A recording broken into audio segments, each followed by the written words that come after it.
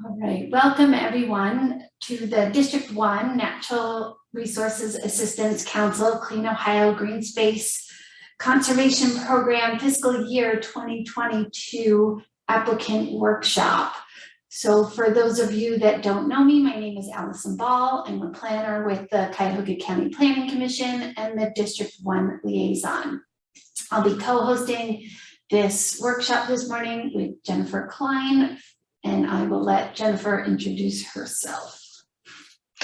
Hello, everyone. My name is Jennifer Klein. I am the District 1 program rep from OPWC. I'm the person you ask questions that regard OPWC specific policy, and Allison handles the district specific questions and methodology. Great. So I can see that you guys are muted, and we're going to ask you to leave your microphones muted for the purpose of good audio, and use the chat feature and post your questions to everyone during the program. And as we go along, if you have questions, and at the end we'll open up the microphones for a traditional Q&A, but feel free to ask the questions as we go along. So I'm going to share my screen.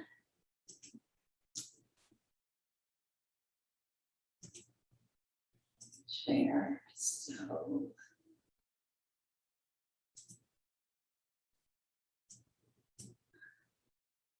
oops, that's the handouts that I emailed last night. If you did not get it, we will be posting that on our website. I'd like to share the actual program though.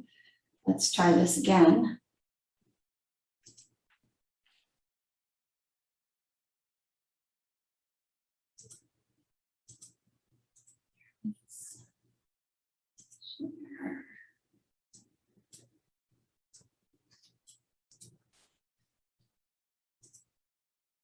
All right, great. Here we go. So, like I said, welcome to the fiscal year 2022 applicant workshop. So our materials have already been posted on our website, and maybe some of you have already looked at that. Today, we're going to go over the Clean Ohio Green Space Conservation Program, the purpose, the program implementation, the types of projects, and just a summary of the District 1 results throughout the years.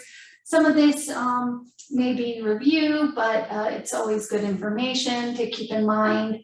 And then in the second half of the program, we will get into the specifics of the District 1 Green Space Conservation Program and Natural Resource Assistance Council methodology. We'll cover what's new for fiscal year 2022. A lot of it will seem familiar, but the things that are new are some big changes. We will also review the OPWC requirements, the program funding, the application process, the evaluation methodology, and the fiscal year 2022 schedule, and then we'll have some time for question and answer after.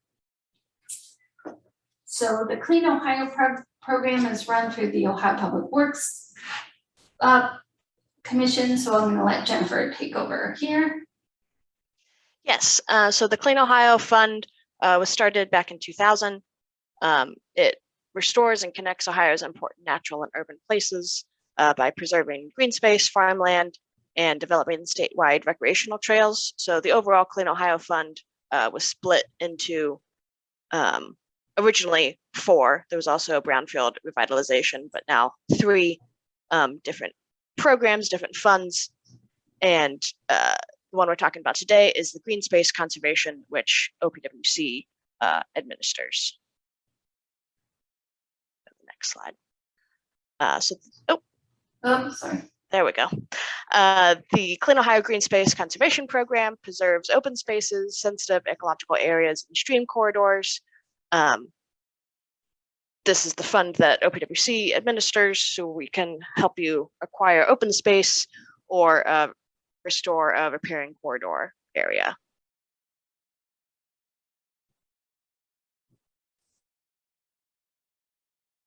The purpose of this fund is it gives a unique opportunity to advance conservation efforts to preserve open space, protect repairing corridors, protect rare, threatened, and endangered species, support open space planning, preserve wetlands, preserve streamside forest and natural stream channels and floodplains. So those are all of the categories that get evaluated by the NRAC in their methodology. Great, thanks, Jen. So we are District 1 in Cuyahoga County. You can see us pointed out.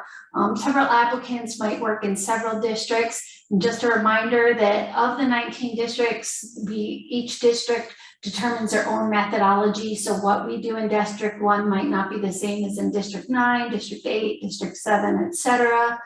And again, if you're talking with colleagues in other districts, again, remember that each district is specific local control. So the Cuyahoga County is one of the most urbanized of Ohio's counties. So this program is critical. As you can see by this land use map, only 15% of the county is considered parks and open space. This map was developed in 2018 using Fiscal Office land use codes. So the open parks and open space category also includes agriculture, cemeteries, and golf courses. The existing open space is often fragmented. Sometimes it's not accessible to the public, or it has been degraded through pollution or mismanagement. So again, this is a highly competitive program and a very important program for our district. So going back to 2001, there's actually it's over 124 projects now. It's 131 projects and 88 projects have been submitted.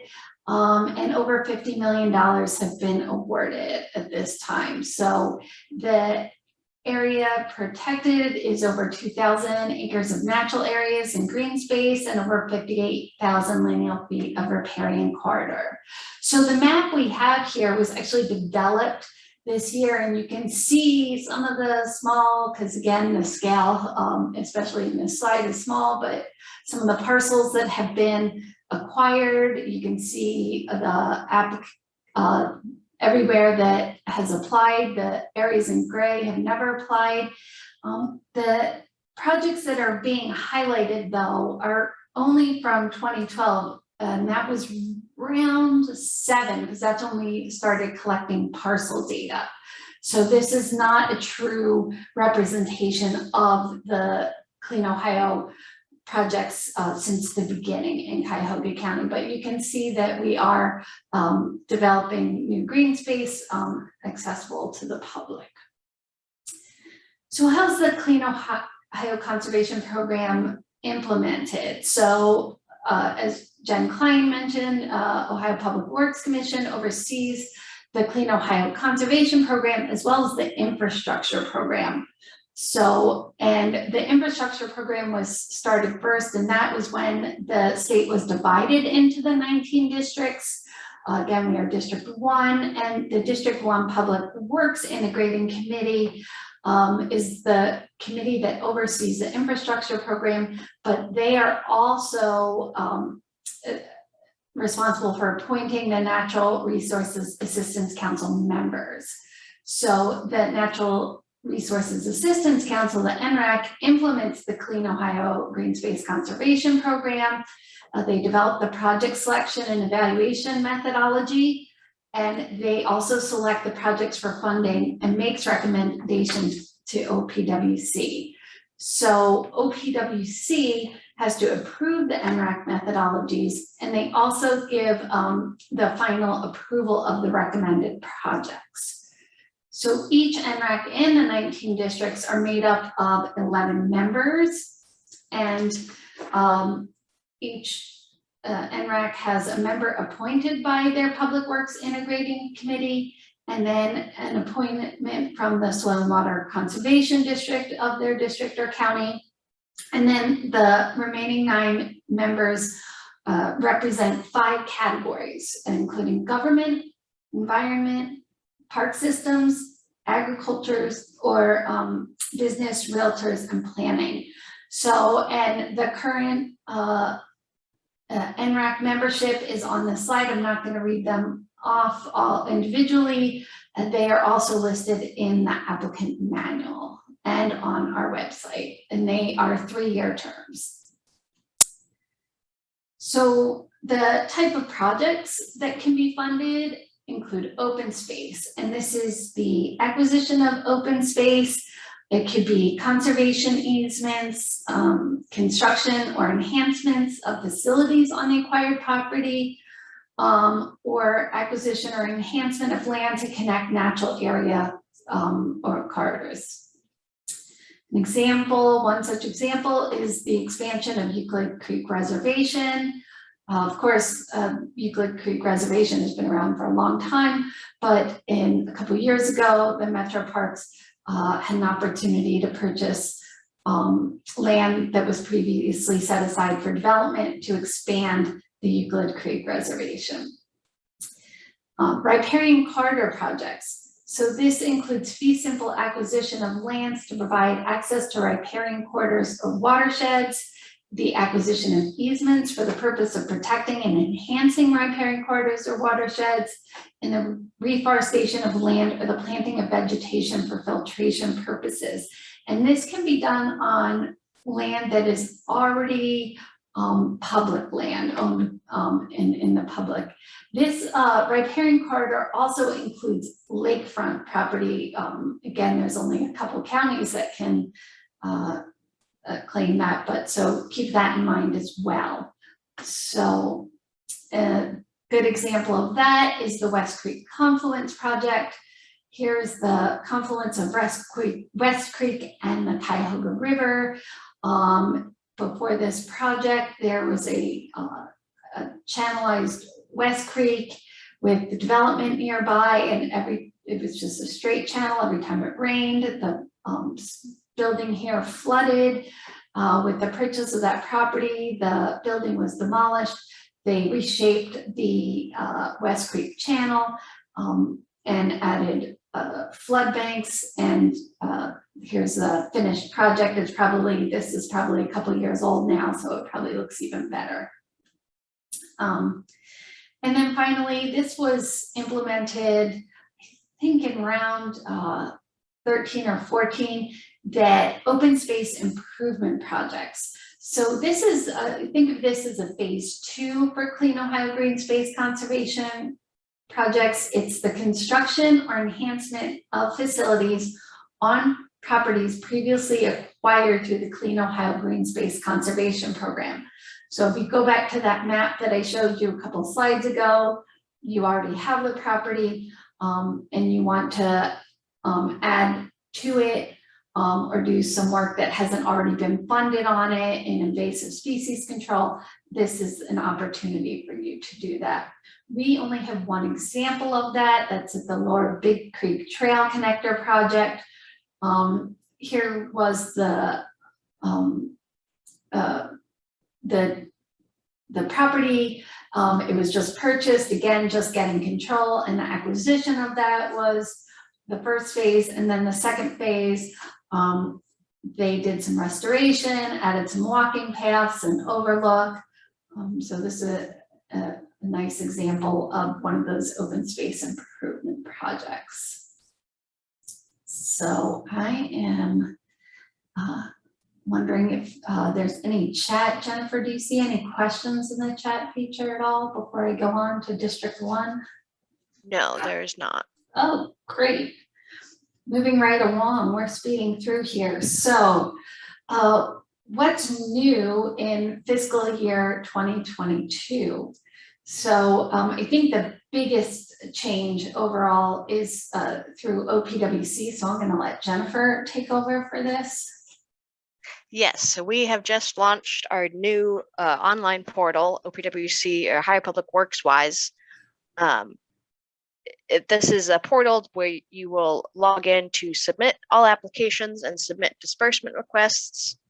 If you have not requested a login to the new portal, you can go to OPWC's main website with that link. It's on our WorksWise training page.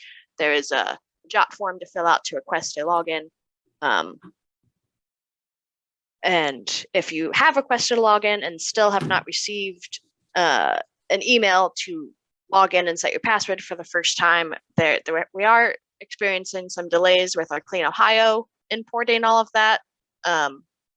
So I think we have delayed sending out the login to Clean Ohio specific applicants, because when you log in, you will not have anything to look at because our architect is still working on it. So I'm hoping by next week that will all get resolved. So if you did request a login and have not requested it, wait until next week and then email me to let me know that you still have not received your an email to log into the system for the first time. We do have a training video up on our website about how to submit a Clean Ohio application. We will be getting a disbursement training video up very soon. I believe we're going to record it tomorrow, so that will be up next week as well. We think it's a very user-friendly platform. We think it's pretty self-explanatory. We didn't try to recreate what you are used to and normally submit. Now it's just all online rather than filling out a PDF. Yeah. So great. And again, in this transition year, we're going to ask you to still do the PDF. It may be beneficial to do the PDF and then go in and just retype or cut and paste your answers. Again, just double checking that everything's going out and getting into the system, and that also being evaluated.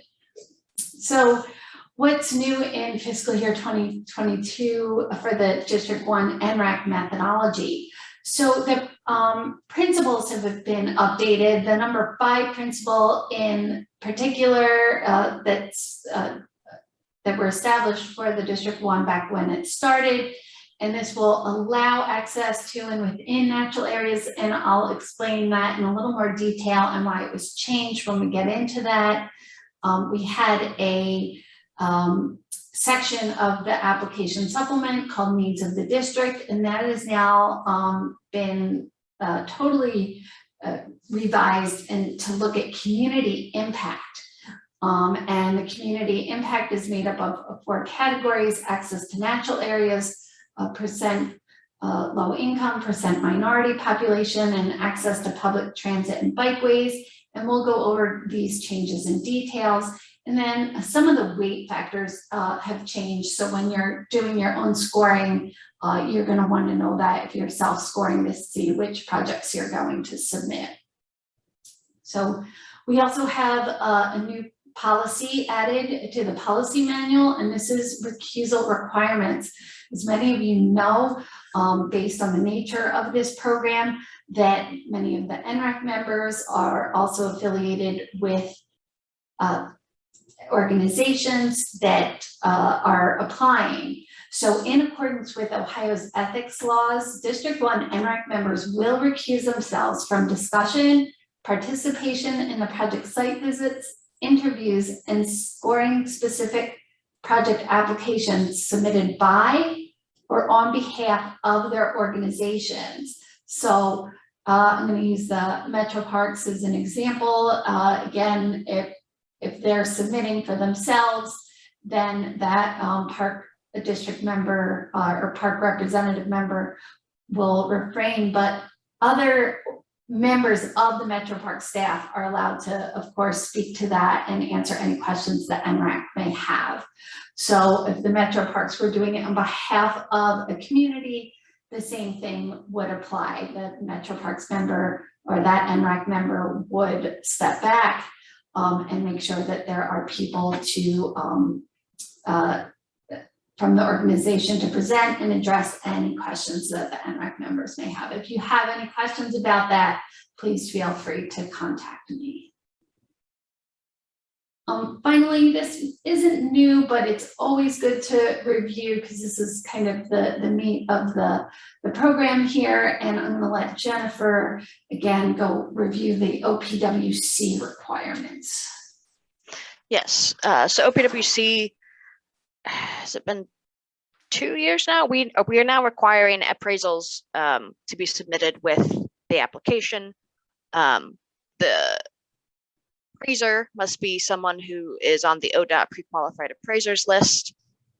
If you have a conservation easement rather than a fee simple acquisition, in addition to that ODOT pre-qualified appraisers list, you could use someone on the Appraisal Institute designated members who have successfully passed the Valuation of Conservation Easements Professional Development Program.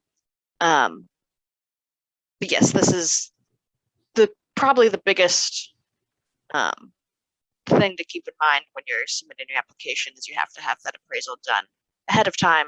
And we do know it is a cost to the applicants, but we also think it is one of the best ways to handle and have good numbers of how much money you're asking for, and is that a valid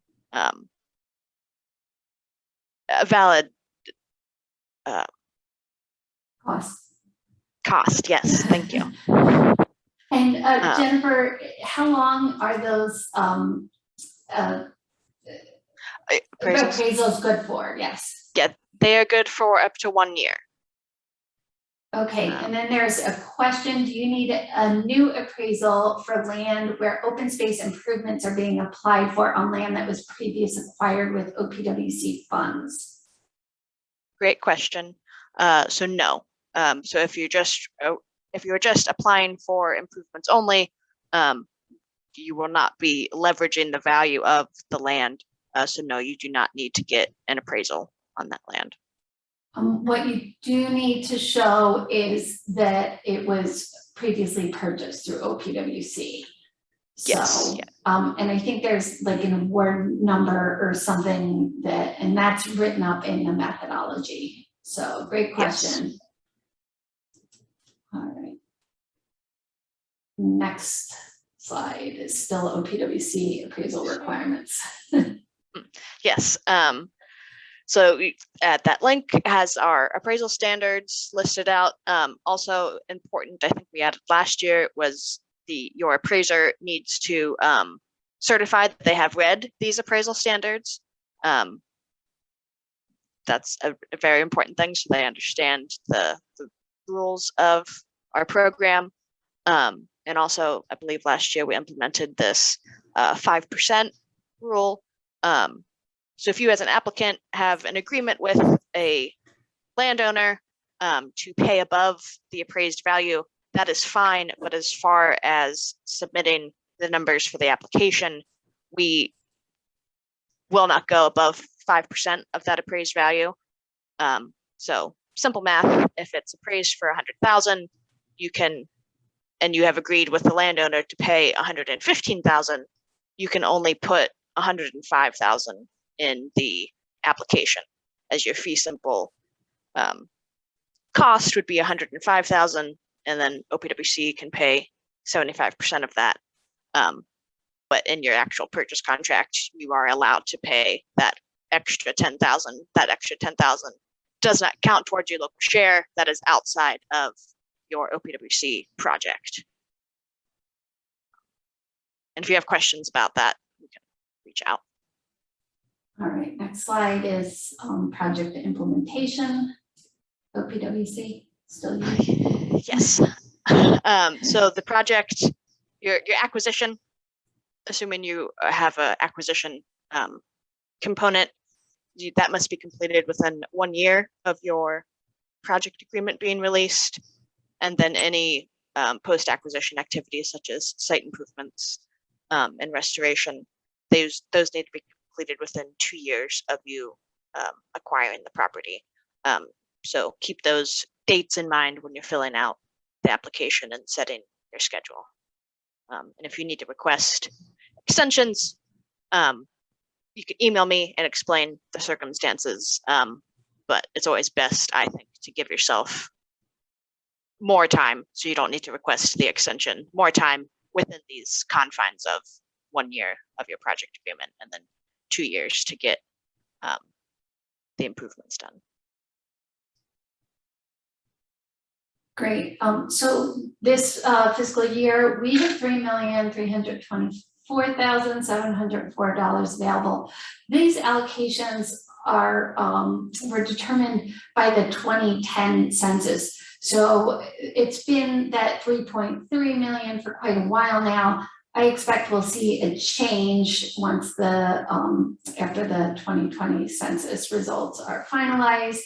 And again, this year we do have a carryover balance that's quite extensive. It's $229,280, which is really nice. I remember one year our carryover balance was 68 cents.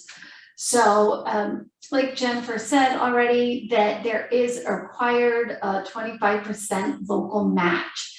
The maximum award is 75% of the total project cost. You can always go above that 25 local match.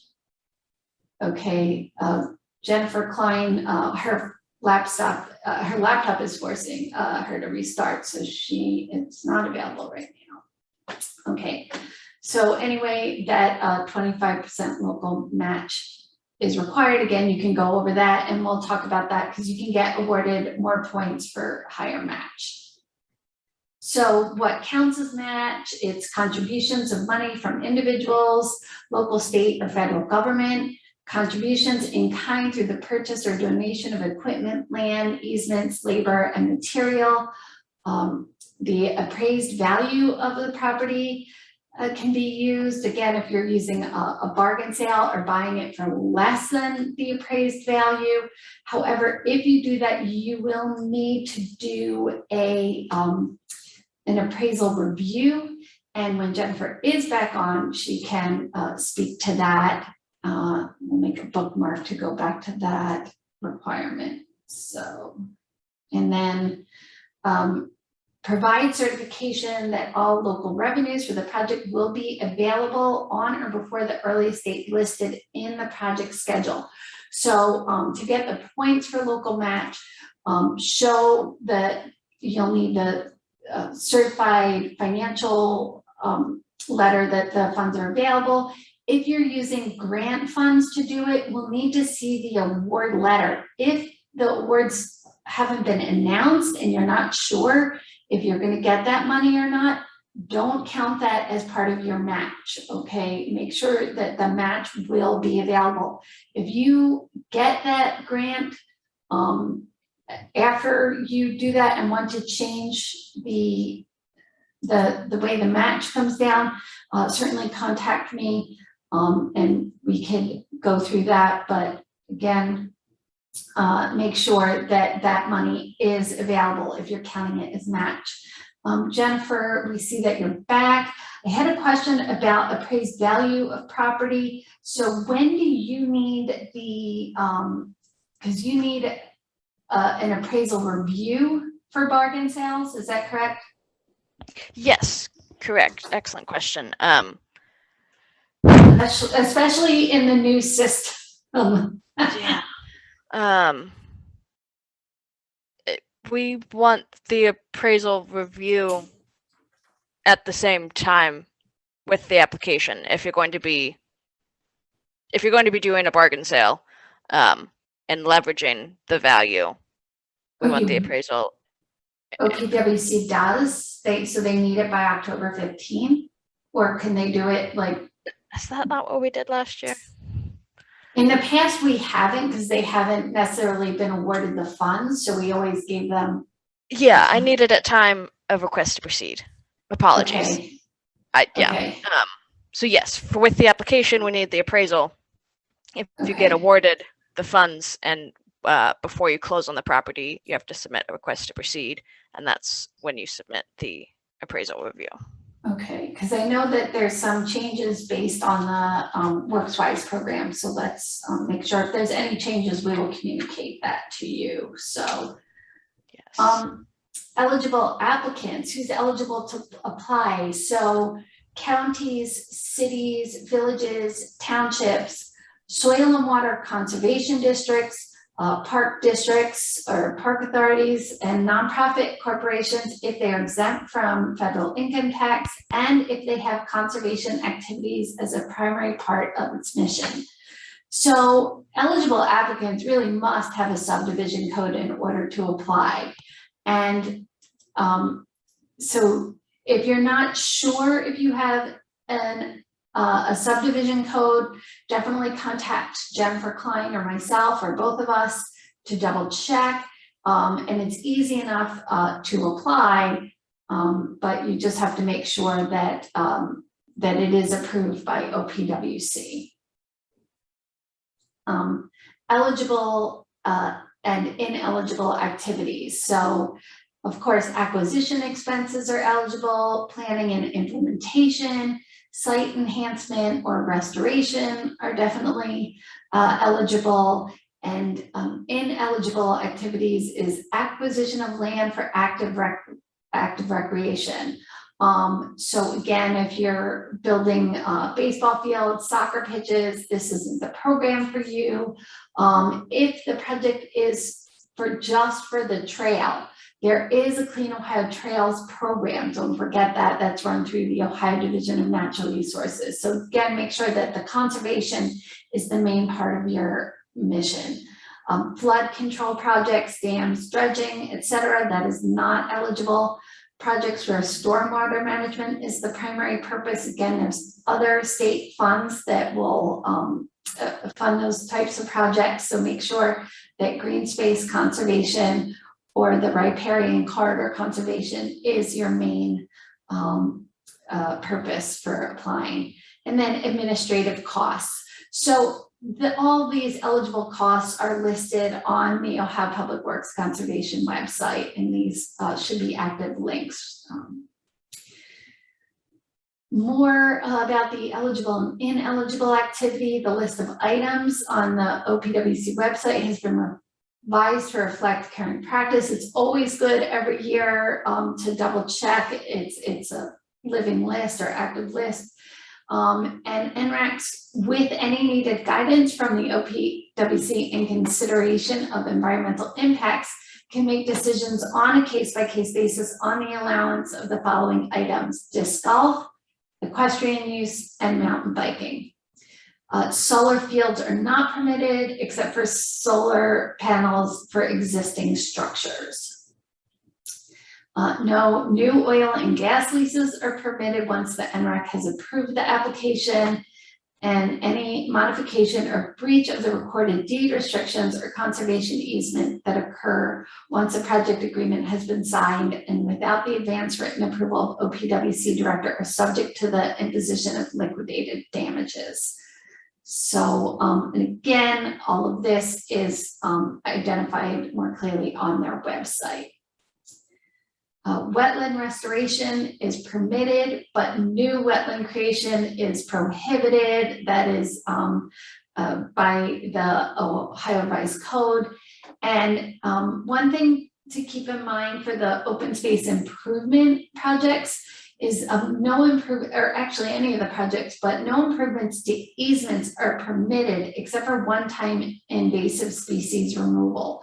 So again, the acquisition is for forever in perpetuity, but if it's an easement, it's not really public.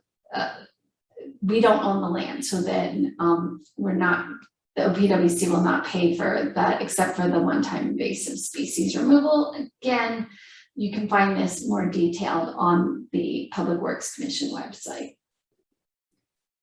So the District 1 NRAC application, all of that stuff has been, all the application materials have been posted on our website. This is still from last year's website. This has been updated and has the fiscal year 22 materials on it.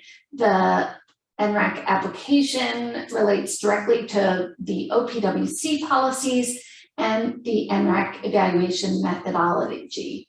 The application supplement is used along with the OPWC application to review projects and the applicant is responsible for making sure all documents are complete, accurate, and submitted by Friday, October 15th, 2021 by 4:30 p.m.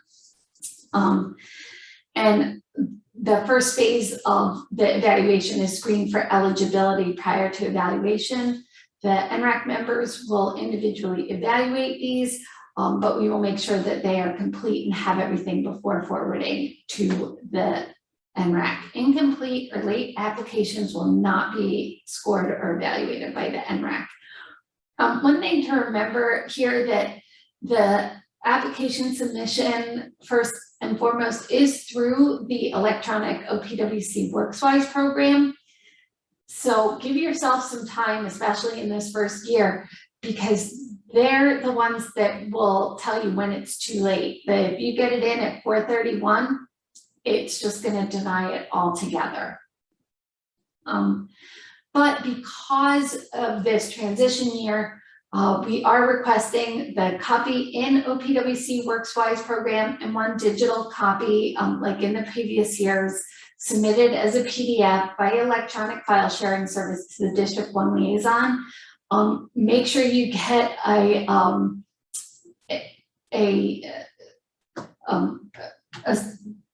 confirmation that this was received from me on October 15th. And then the application supplements must be submitted on the form provided. For those of you new to this program, that might seem silly, but in the past, it's a fillable PDF form, and people would convert it to a Word program and just change it. And so again, we want all these to come in, uniform. So use the supplement provided. Materials must be typed using an 11-point font and submitted according to the District 1 NRAC protocol. So again, you might not have enough room, but don't change the font to 8-point, because if we can't read it, it's going to be harder to evaluate and get the maximum amount of points. Again, we're looking at a variety of projects, and if you want for the NRAC to be able to easily evaluate these, start with the OPWC application on top, the District 1 NRAC application supplement, and then the attachments. Sorry about that, I apparently haven't been moving, so my lights went out in here. So where was I? The District 1 NRAC supplement.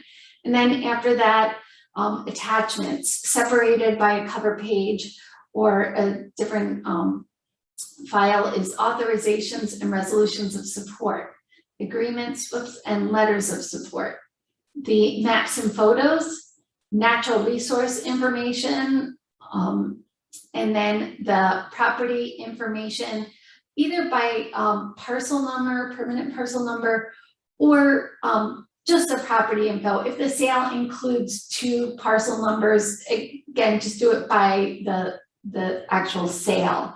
And for the property information, we will need the letters of intent or memorandum of understanding, or even better yet, a purchase agreement if you're that far along, the conservation easement, the deeds, and proposed deed restrictions. This is really important. I have this highlighted for a reason, and you'll see why in the next page.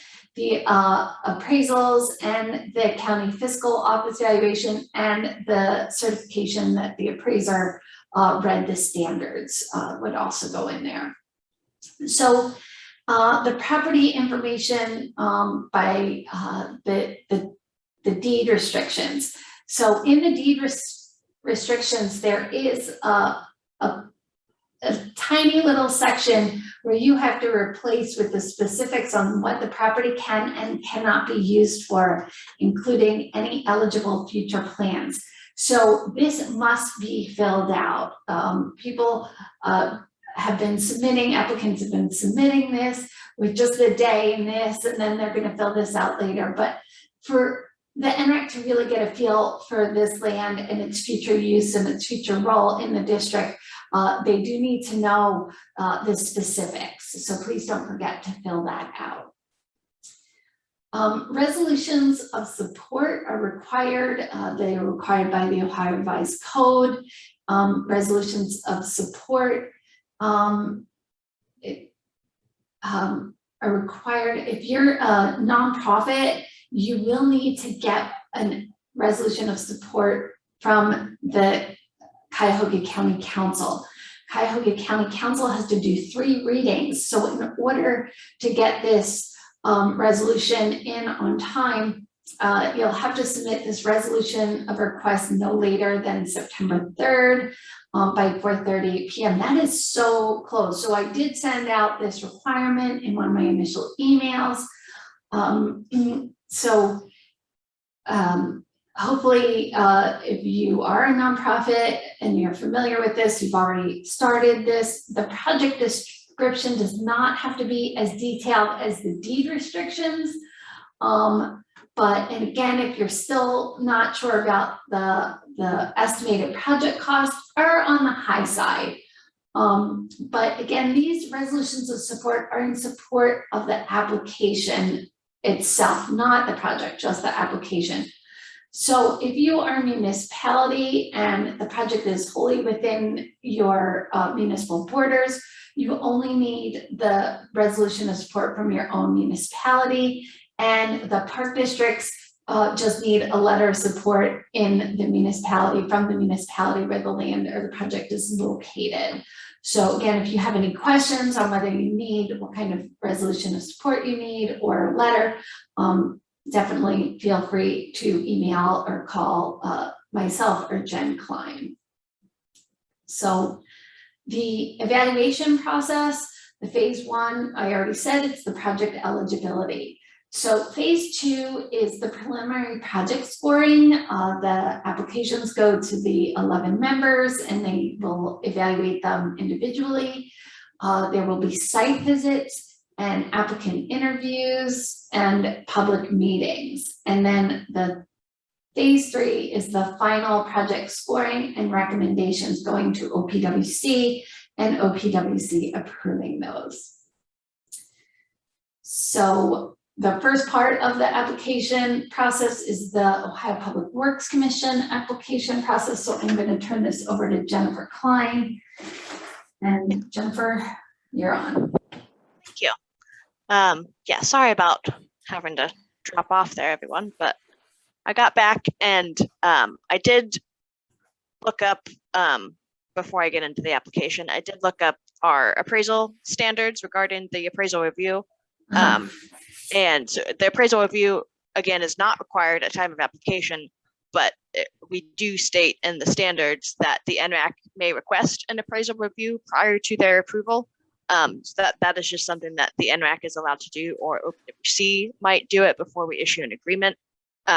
If we have questions about that value, especially since if you'll be leveraging that value and using that value as your local match, that's just something that is allowable to happen as the NRAC or OPWC to request that appraisal review before approving the project or before releasing the agreement. Great. Thanks for checking on that, Jen. District 1 does not require the review appraisal as part of the application right now. So yeah. So back to the application. So yes, this is a screenshot of OPWC's website. We still have the paper PDF on our website. I think it's very good during this transition year to have the district request and submit the PDF and along with the electronic submittal on the portal.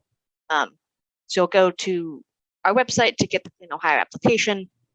You can go to the next screen. And like Allison said, I think it does make sense, since this is the form you are familiar with, if you go ahead and fill that out first before you log into the portal and submit the application in the portal. If you have all the information there in front of you, you won't have to think so much while you're on the portal. You can just focus on entering the information that you've already written and come up with prior to logging into the new system. So go through the basics of the OPWC application. It's a 6-page application that has the basic information that we will put into your project agreement.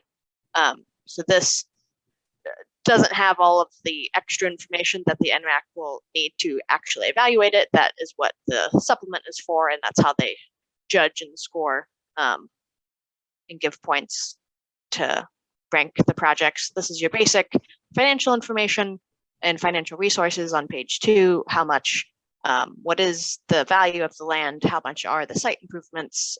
Don't forget to include the cost of your appraisal or surveys and closing costs and title searches. All of those are eligible costs to put in the financial information. And the financial resources, how much money are you requesting from the NRAC? You can go up to 75%. And where is your local resources coming from? Is it applicant contribution? Is it a private donation of land value? Are you leveraging another source of grant funding? That will go in your financial resources. Page 3 of the application has your project schedule. Again, like I said before, keep in mind the dates of when the NRAC might approve your project. What's the date of that? 4 to 6 weeks after that date is when you'll get your project agreement. And so then a year from that date is when you need to have the acquisition finalized, assuming your project involves an acquisition. And then 2 years from whenever you do close on the property is when your site improvements need to be done. If you have an improvement only project or repairing corridor project, land you already own, and you're just going to be doing improvements, the improvements need to be done within 2 years of you receiving the project agreement. So you set your project schedule there on page 3. Page 4 is where you give a project description. You give us a specific location with parcel numbers, and then tell us what you plan on doing with this project. Are you acquiring 40 acres of land? Are you restoring or repairing corridor area? Are you adding in trails or a parking lot for public access to the property? Just the general description of what the project is. Page 5 is where you list your 3 project officials, and page 6 has the list of OPWC required attachments, your authorizing legislation, your CFO certification of local resources, the deed restrictions, project map. That might be it. Resolutions of support. Thank you. Resolutions of support. Maybe there was something. So yes, go to the next slide, please. So this is a screenshot of the new portal. So when you log into the portal and click to create a new Clean Ohio application, this screen will pop up and you'll give the same basic information, give yourself a project name, what type of project, type in your subdivision, and this will pop up so you can fill it all in at once, but you do not need to fill it all in at once. You can save. The only thing you need to fill in is this top project area, project name, project type, subdivision. Applicant will already be filled in for you because you are logged in. This is my view. And project zip code. So you'll need to fill in those 4 or 5 things, and then you can hit save, and you can come back and edit it at any time. You can continue to scroll down and enter the financials and the schedule and the description. If you have it all ready, if you have your PDF next to you, you can enter it all on one screen and save, or enter half of it and save and come back.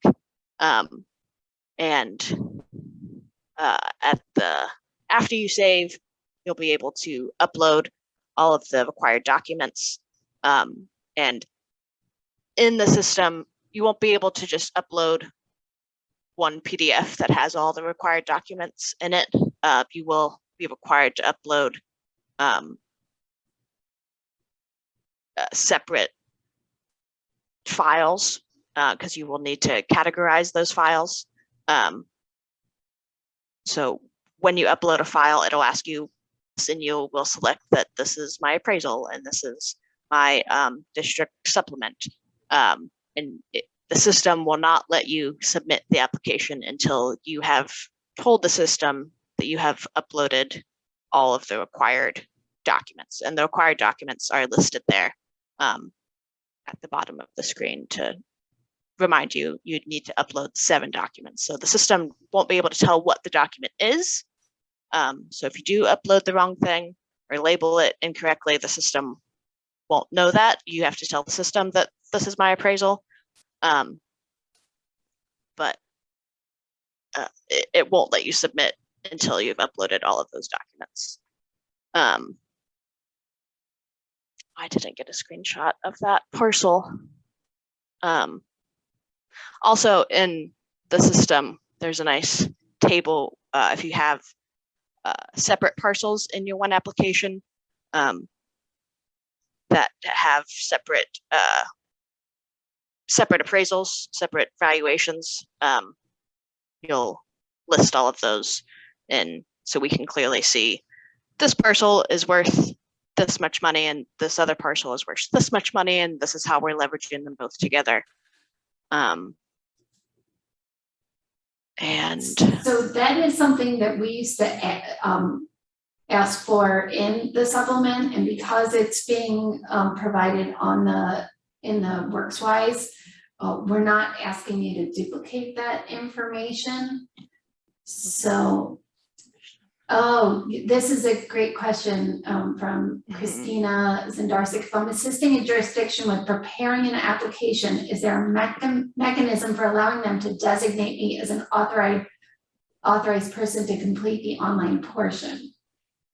yes, great question. When you, Christina, ask for a login request to the portal on that JOT form on our website, there is a question there in that JOT form where you can say that you are representing another entity, and then we have created a letter of authorization that that entity needs to sign and certify that they are allowing you to enter applications on their behalf. We can show you that on the website after the PowerPoint. Yes. So yes, so when you log in, you'll see when you are starting a new application and selecting a subdivision, you will only be able to select subdivisions that you are attached to. To get attached to them, you need to have this letter of authorization from them. Yes, very good question.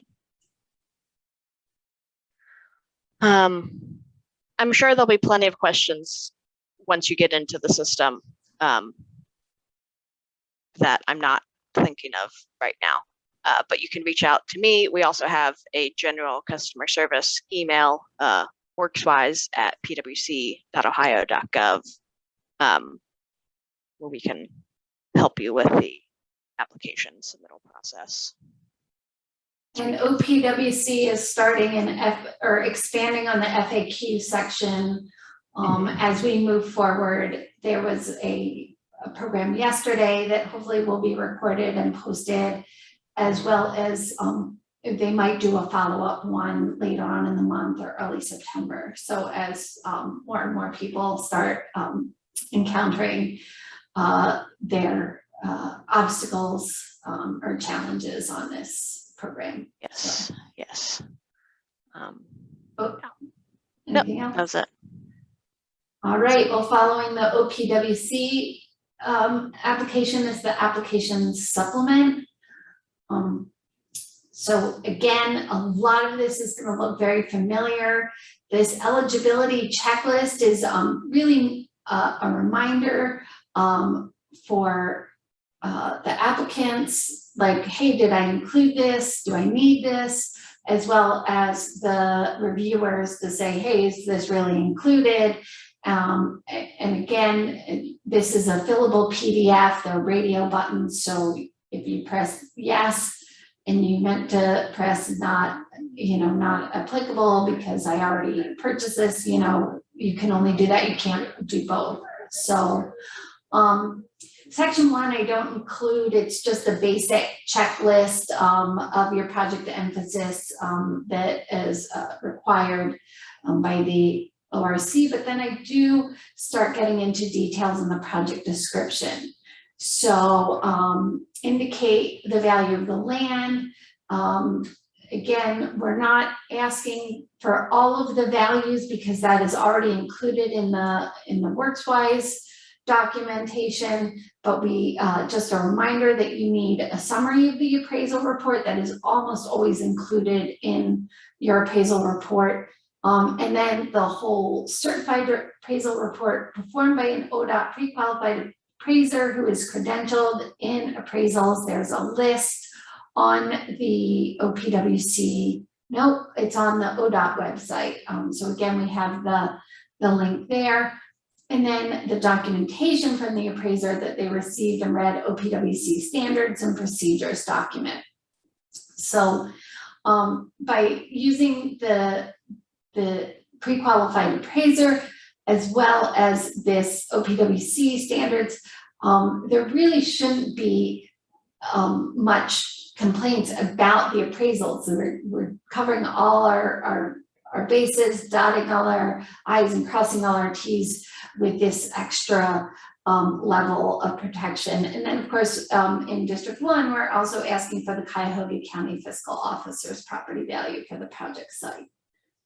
So provide a detailed project description, not to exceed 2 pages. There are 2 blank pages. You don't have to fill them out. Be succinct, get your point across. But you should be able to define the project's context in the Cuyahoga County green print and provide a map. Of course, the map would be in the maps attachment. Explain the current conditions and any site improvements that will be made as part of the project. And again, in the attachments include an itemized estimate of probable cost for all improvements utilizing the Clean Ohio funds. Note any existing structures on the property, the appraised value of the structure, the proportionate value to the overall value, and the intended actions. So again, for those of you not familiar with the green print, you can go onto the Cuyahoga County Planning Commission website. There are training videos available to show you how to use it. It's a great tool, and it will let you turn off features to show the best parts of why you need to conserve that property. So section 3, county principles. This has been in our application for a while, and again, the principles that are important, the guiding principles for the District 1 NRAC is to preserve natural areas or open space, restore landscapes that have been degraded or destroyed, enhance the quality of the natural areas or open space to promote the passive recreation and educational opportunities, link natural areas to each other or to county cultural and civic heritage areas, and allow public access to and within natural areas and or county cultural and civic heritage areas. So the reason why we change it to allow is, first of all, the provide was getting a little confused when we got to the community impact, provide public access, but allowing public access. How are people going to get onto your project site? So when the NRAC was debating what this definition really was, what this guiding principle was, there was an example of a project that applied one year that was an expansion of a municipal park, but there was no way for people to get on it except for going through the municipal park. And so again, how easy is it to get onto this land, access it? And again, is there ways to explore it once you're inside it, or is it opened onto dusk, or is it by appointment only, things like that. So how are people going to interact on the site and in the site? And that's the allow public access to and within the natural areas guiding principle. For the principle of restoration, restoration must comprise a portion of the project scope, budget, or local match and include supporting documentation in the natural resources attachment. So in the past, applicants would put, yeah, we're going to restore it, but we didn't have any details. And so in order to get maximize the points that you can get, show us how the restoration is part of the project scope. Are you reducing or eliminating non-native and invasive species? Are you restoring or improving ecosystems? Reforest or restore vegetation or eliminate impervious surfaces, and restoring steep hillsides. Again, not just what you're doing, but how you're doing it is being paid for. Are you doing this as part of a volunteer? Again, there's ways to include information to maximize those points. Section 4, the project benefits. This is also familiar to you. The economic, social, and environment. This is a narrative section. It's character limited, but define or briefly explain the applicable benefits that are anticipated as a result of this project. So we do give you, though, the checklist, the old checklist, to show you what we're looking for in the economic benefits. Does it support a priority local economic or community development initiative? Does it catalyze other improvements, increase the value of adjacent or nearby land, reduce municipal service costs, develop or redevelop vacant or underutilized parcels or other economic benefits? The social, again, what is specific to your project? Does it provide public access, create a gathering space, educational opportunities? Will it provide bicycle or pedestrian linkages, remove a blighted image, improve public health and safety? And again, all of these are listed in that application supplement as well as the manual. And the environmental benefits. And again, does it balance the built environment with the natural environment, enhance environmental health and reduce ecological risk, convert degraded parcels to natural areas or open space, create habitat or other natural areas, improve biodiversity? Really important, protect rare, threatened, or endangered species. There should be a link in the manual to the state natural heritage inventory. And does it protect high quality or regionally significant biological communities, reduce the quantity or improve the quality of stormwater runoff, restore floodplain functions, or other environmental benefits? So again, your project may do a lot, but you will have to economize your words here, your narrative, but you can always add for any of these benefits extra documentation as an attachment in the natural resources section. So community impact. This is the new section that is taking over for the needs of the district.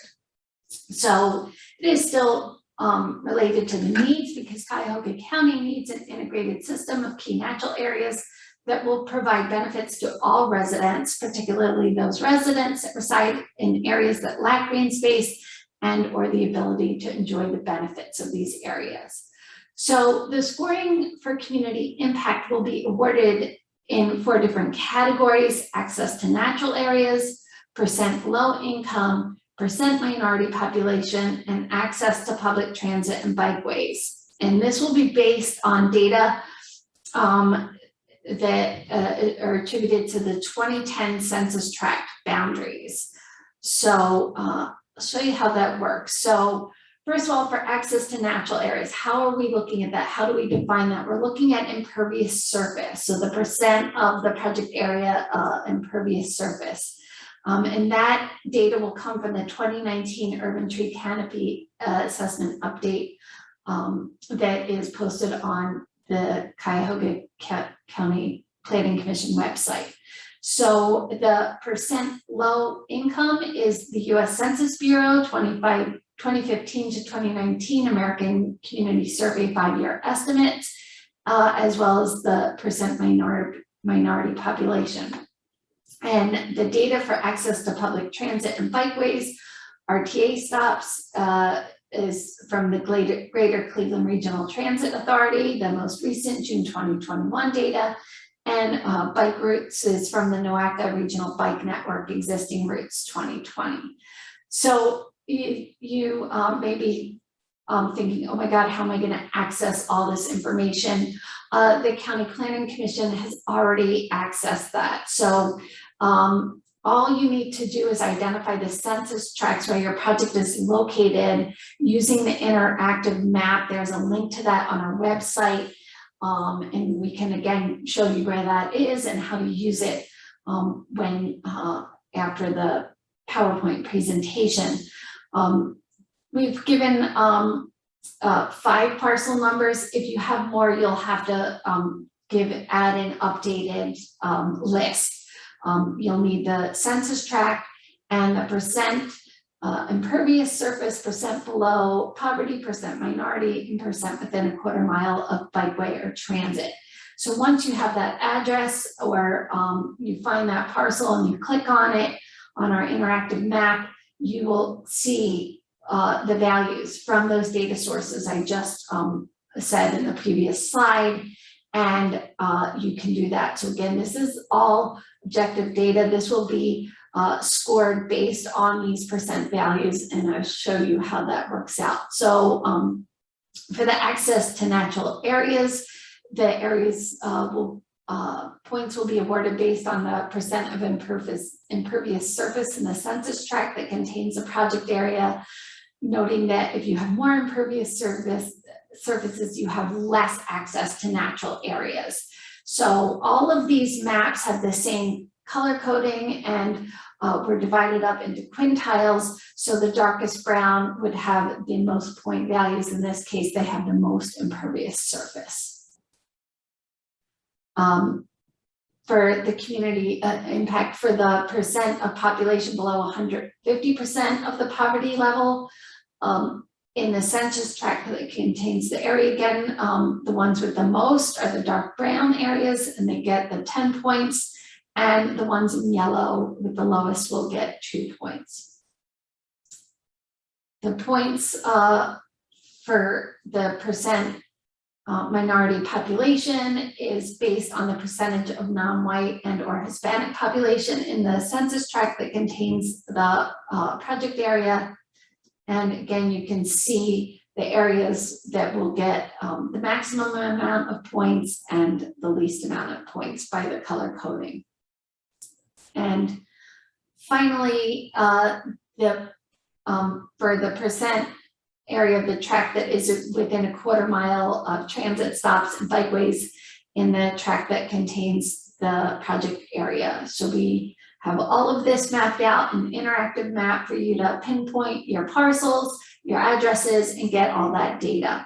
If you do have any questions or want further clarification, feel free to contact me.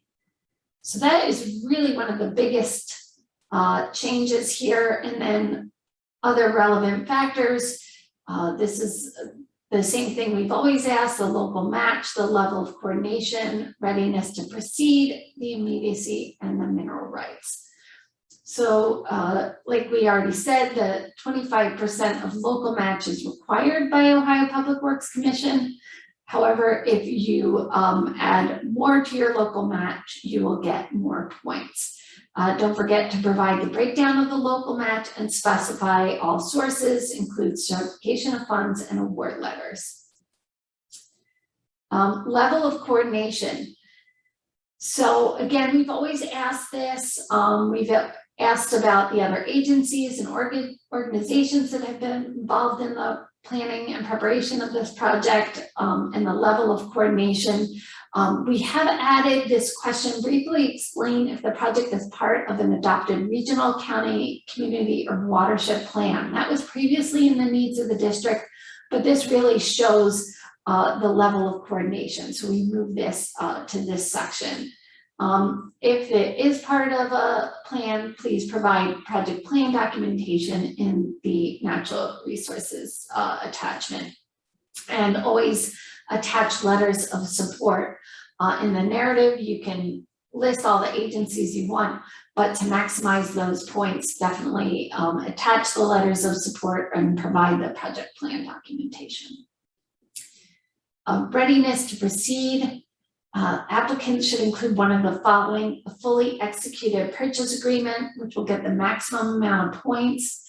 If you have a purchase agreement that does not have all the signatures, certainly include that. A letter or memorandum of understanding, a copy of the conservation easement. Somebody already asked about what if you're doing the open space improvement. Show the completed copy of the deed for the riparian and open space improvement projects in which the land is already owned. Keep in mind that applications with confidentiality agreements and lower purchase agreements will not be evaluated. This is public state money, and transparency is a priority. And immediacy. This isn't how soon you can start. This is why your project should be prioritized over the other project. Is the project area vulnerable to being developed as something other than open space? Or how will this development be detrimental to the community? Or if this project doesn't happen in this next coming up 3-year cycle, the year or 2-year cycle, you know, what's going to happen? What are the dangers? Why does this have to be purchased immediately? So keep that in mind. I have had previous years rounds applicants say, oh, we're ready to go, we're good. That's the readiness to proceed, okay? And then the mineral rights. Applicants must indicate whether the current landowner will retain the mineral rights or whether the mineral rights will be purchased and transferred to another entity. And again, if you aren't keeping the mineral rights, the applicant can show that they've attained legal agreements with the lessee to minimize the impacts of the mineral rights lease, and or can show current oil and gas wells will not impact the sensitive natural resource areas. If the mineral rights are purchased and maintained, you'll get the maximum amount of points in this category. So let's look at the way these evaluations are scored. So starting with the county principals, the evaluation by the NRAC members, they will give a score of 1 to 10 for all of these. The weight factors are a little different this year. Again, a weight factor of 3 means it's a higher priority for the and District 1 NRAC. 2 is a medium level priority and 1 is a lower level priority. So again, that's 3 for preserves and enhances and allows access. For linking areas, that's 2, and restoring areas, that's 1. The benefits, again, this is the same as in previous years, 10 points in the raw scores. The weight factor of 1 for economic, 2 for social, and 3 for environmental. And then for community impact, again, this is all the 10 points. You saw how that will break down based on the data. This is objective. The weight factors for access to natural areas, percent low income and percent minority population are all 2. And the access to transit and bikeways, sorry about that, let me move around. You'd think my mouth moving would keep the lights on. But anyway, that all those 3 are 2, and the access to transit and bikeway is 1. The community impact total is 40 and 70 with the weighted points. And then the other relevant factors all have a weight factor of 1. They are all 10 points except for mineral rights has been reduced to 5 points. We really haven't been encountering too many issues with our properties in District 1 ignoring the rules. So the total point structure this year is 177 points. And then the total with the weighted is 295 points. Don't forget, projects must receive a score of at least 60% or 177 weighted points of the total points available to be eligible for funding. There is a question. For watershed plans, can watershed action plans still be considered appropriate, or does it need to be associated with a non-point source implementation strategy plan? Some areas don't have NIPSIS plans developed yet.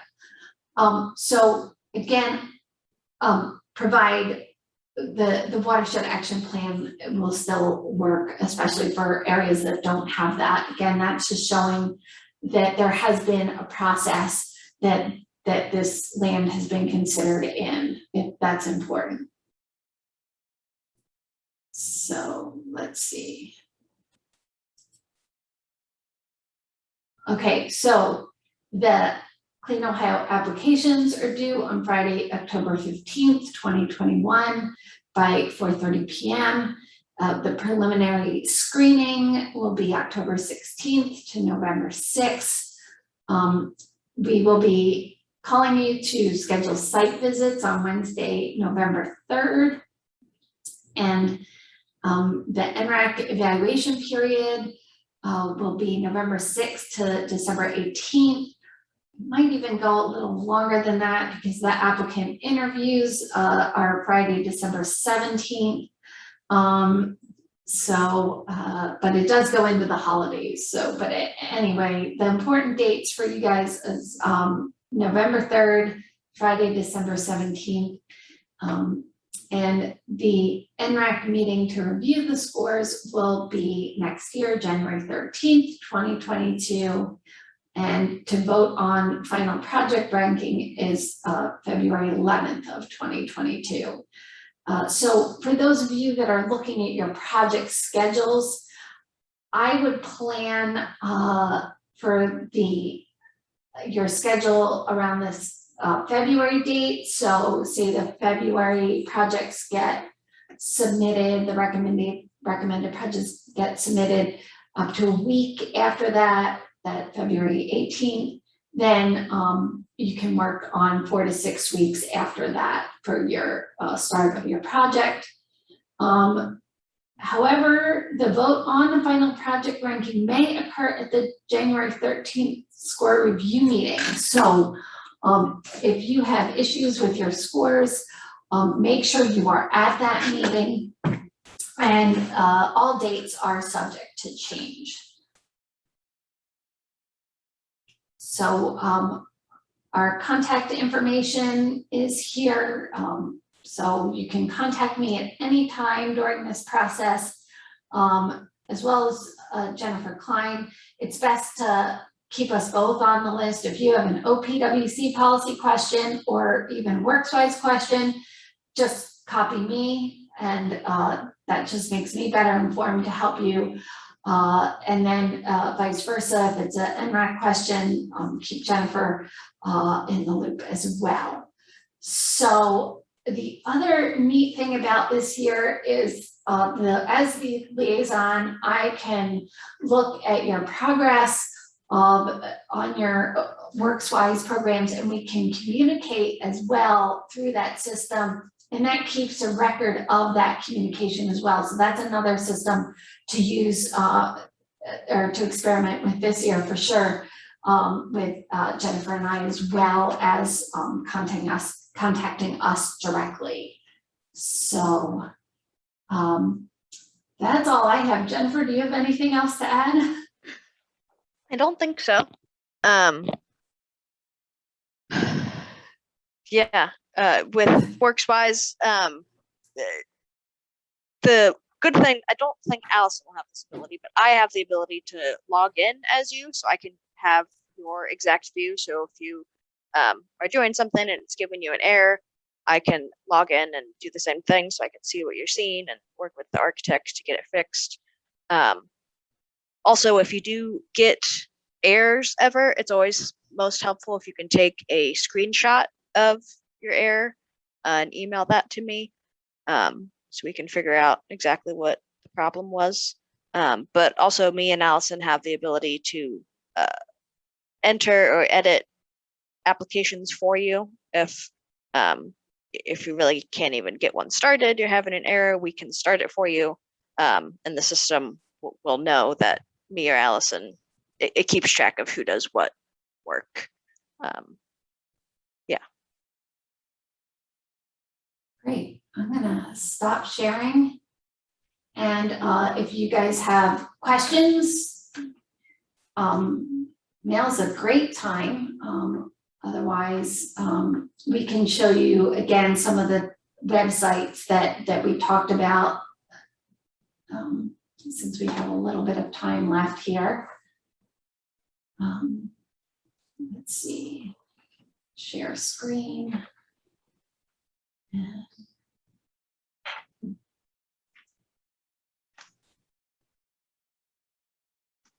Where's, I don't think I have it open.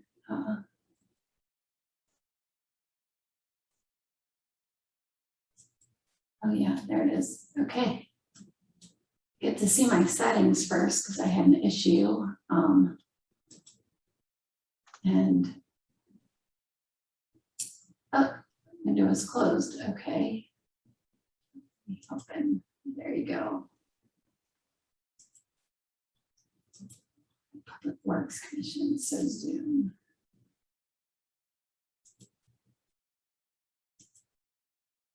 Okay, sorry about that. Share screen. Share. All right, so here's the WorksWise, where you can find all the information on WorksWise, existing online training videos, and Christina was asking about letter of authorization for WorkWise access to applicant's account. And so here, hopefully this will show up.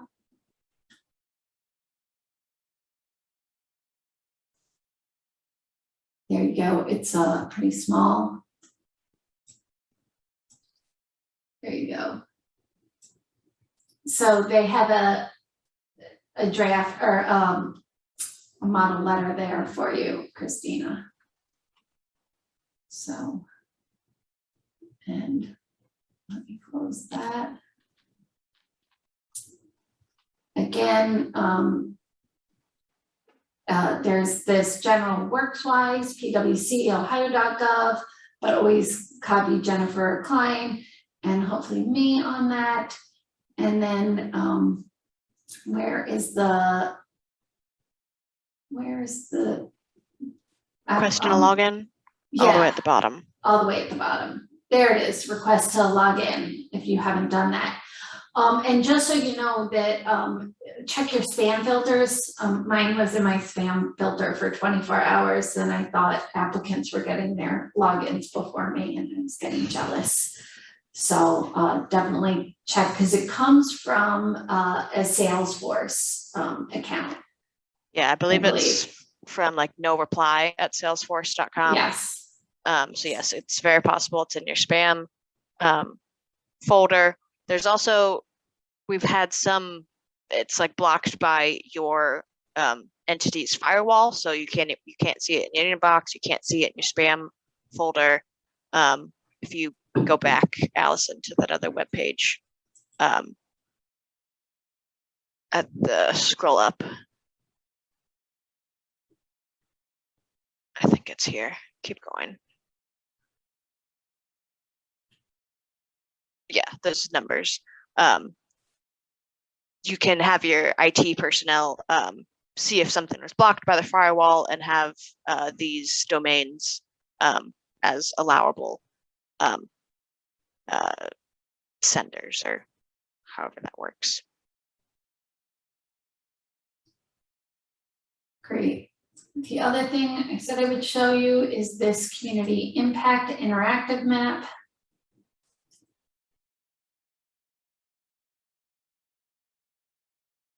So there it is.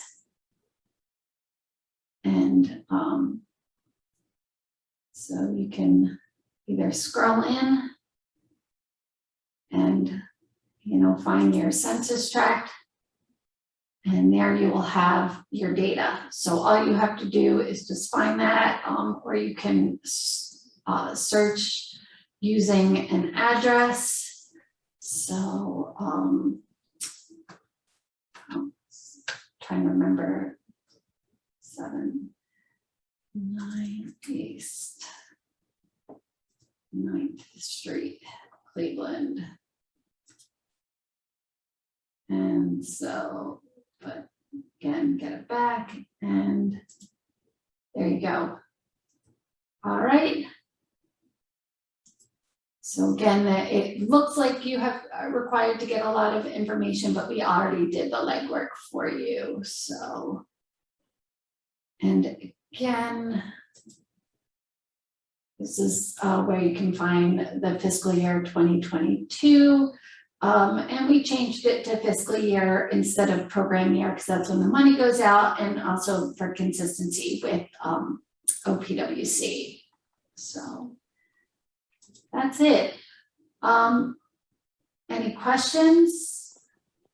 You're all good? Your applications are ready to be entered, I guess? Yeah. So, well, good luck, everyone. We're here for you. I'm gonna stay on for a little bit more if you wanna chat or have questions. If not, enjoy the rest of your day, and we'll look Thank you forward all to for those coming. applications. Thank you for coming.